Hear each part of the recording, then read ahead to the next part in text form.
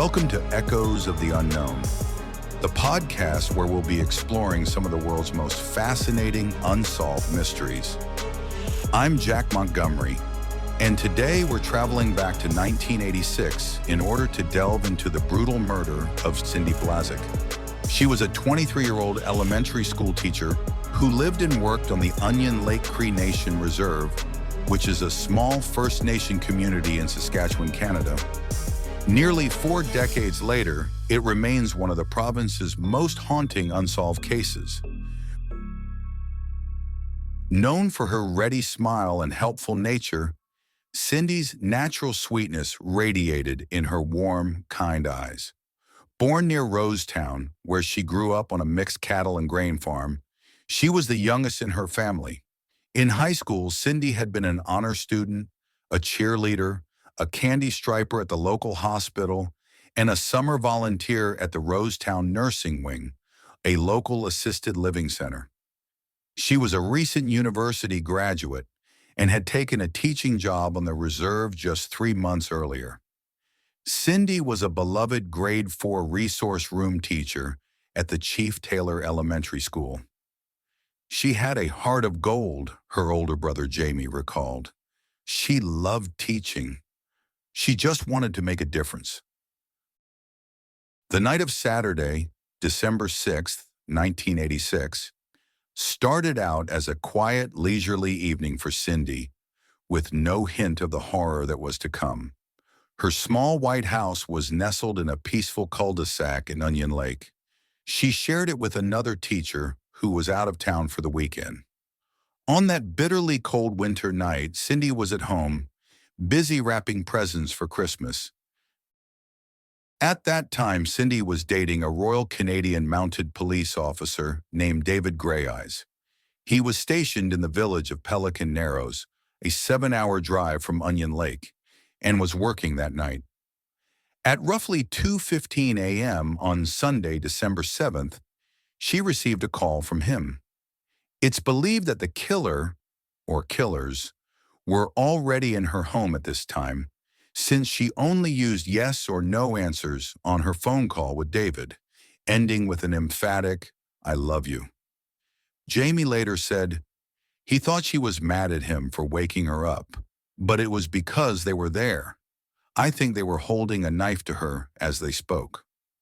Police investigators found that the telephone cord in her bedroom had been cut in half afterwards with a knife. That brief phone conversation was the last time anyone would hear Cindy's voice. Shortly before dawn, firefighters responded to a report of a fire and arrived to find Cindy's home engulfed in flames. Tragically, her charred and lifeless body was soon discovered inside. Police investigators later determined that she had died not from the flames, but rather from a brutally vicious assault. An autopsy revealed that she had been stabbed a total of 13 times, with 11 of the stab wounds to her neck. Her cause of death was a cut to her arterial neck vein. Cindy had fought back fiercely against her attackers, as evidenced by multiple deep defensive wounds on her hands. The crime scene told a truly horrific story.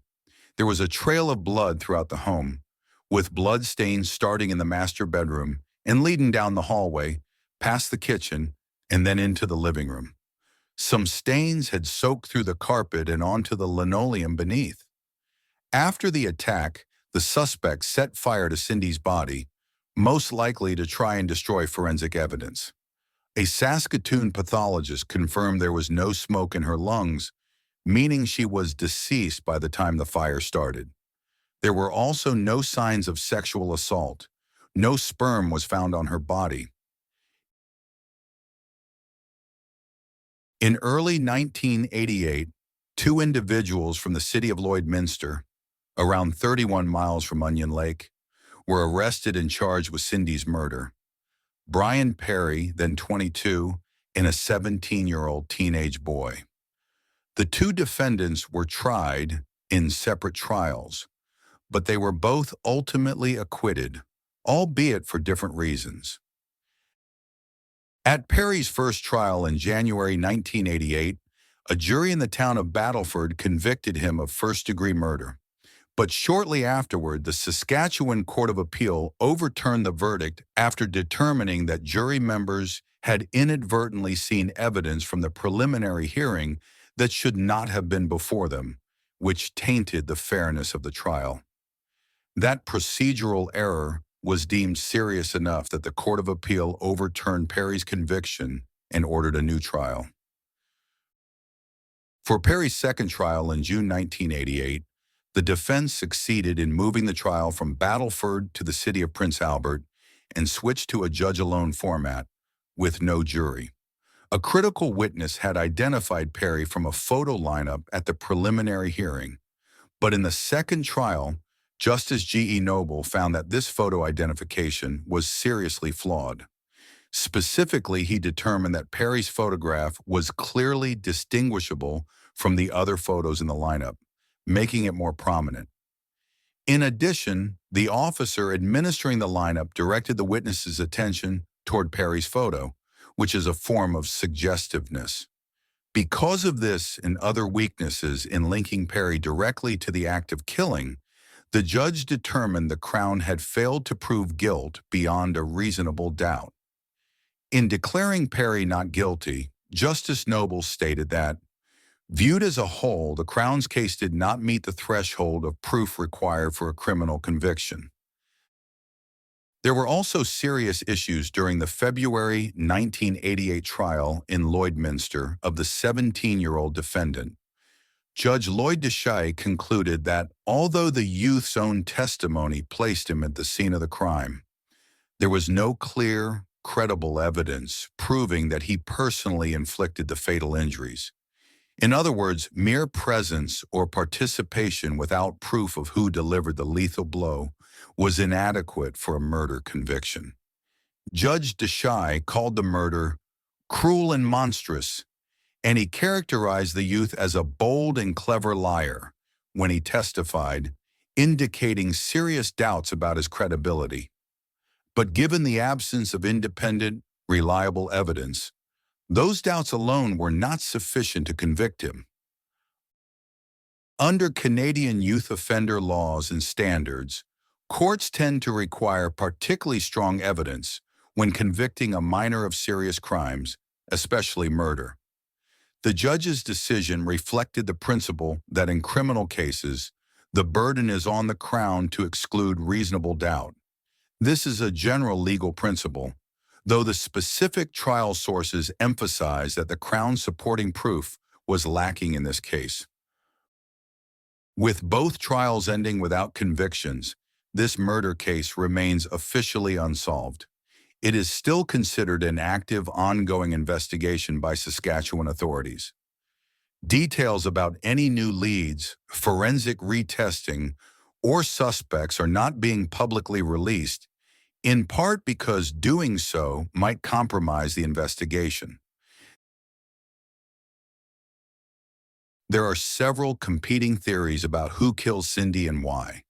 The first, and to many the most intuitive, hypothesis is that she was attacked by someone she knew, an acquaintance, neighbor, or someone with enough access to her routine to attack quietly in the early hours. Proponents of this viewpoint point to the brutality of the assault, coupled with the absence of any evidence that a stranger broke in through force. Family members who lived close to her and knew her social circles have long believed the killer was local. I always felt it was someone who knew Cindy, her brother Jamie said. A second theory argues the killing was motivated by misogyny, in other words, by a hatred of women, a violent act of gendered rage rather than sexual assault or a robbery gone wrong. Supporters of this theory point to the ferocity and overkill. 11 neck wounds, repeated, intentional strikes aimed to inflict maximum harm. Overkill can indicate personal anger, a symbolic attempt to dominate, or a killer who derives satisfaction from exerting control rather than from sexual or material gain. Cindy's family has voiced this view repeatedly. The absence of sexual assault and the focused, brutal nature of the injuries make some investigators and observers think the crime was about violence for its own sake, aimed at inflicting suffering. However, counter-arguments note that overkill can also occur in highly emotional encounters, jealousy, revenge, or a sudden escalation between individuals who had a history of conflict. Without a documented history of threats or abusive interactions in Cindy's life made part of the public record, it's difficult to conclusively say the motive was misogynistic hatred rather than an intensely personal dispute. The court records and media coverage from the time do not include a clear documented pattern of prior stalking or threats that the public can review, leaving the actual motive uncertain. A third theory considers the possibility of multiple attackers in a planned operation. Investigators at the time reported evidence consistent with more than one assailant. Some witnesses and police theorized that two people were involved. A team operating together could explain the ability to overpower Cindy quickly and then set a fire as a staging tactic to destroy evidence. Proponents of this theory ask how one lone attacker could both control a resisting victim, cut the telephone cord, inflict multiple lethal wounds, and arrange a fire without risk, unless they had help. If two or more people were involved, it also widens the circle of potential suspects from an individual with personal motive to a group capable of coordinated violence. But the multiple attacker theory also meets obstacles. No conclusive forensic trace, fingerprints, DNA, or distinctive fiber transfer publicly reported has been made available to definitively tie others to the scene. The presence of more assailants is plausible, yet without physical evidence or credible eyewitness testimony connecting specific people, this idea remains a working hypothesis rather than a provable fact. A fourth theory treats the arson as the central clue, that the fire was not only an attempt to conceal evidence, but may have been intended to mislead investigators about the time and cause of death. Arsonists sometimes stage scenes to disguise the true crime, and the lack of smoke in Cindy's lungs shows the fire was post-mortem. That could suggest an attacker who knew how to destroy forensic traces and felt confident the blaze would hinder detection. On the other hand, if the killer wanted to disguise the homicide as an accident, they may have miscalculated.